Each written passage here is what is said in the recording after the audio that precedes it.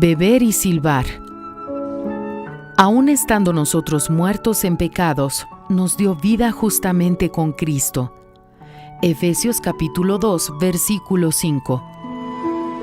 Desde el punto de vista espiritual, todos los humanos vivos para disfrutar el pecado están muertos para Dios.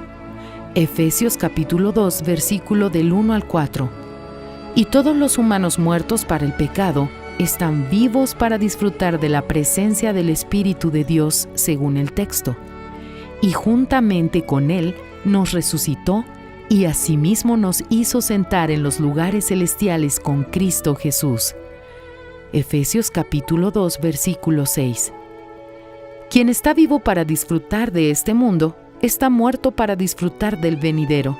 Y quien está muerto para disfrutar de este mundo, ya resucitó para disfrutar la eternidad junto al Señor Jesús. Una cosa es verdad: nadie puede estar vivo y muerto al mismo tiempo.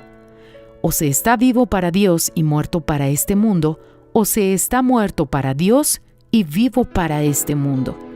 Conciliar la fe viviendo en el reino de la luz, justicia, con el reino de las tinieblas, injusticia, es imposible, tanto como es posible beber y silbar al mismo tiempo.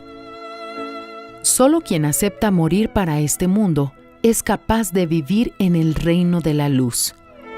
Fragmento del libro El Pan Nuestro para 365 días del obispo Edir Macedo.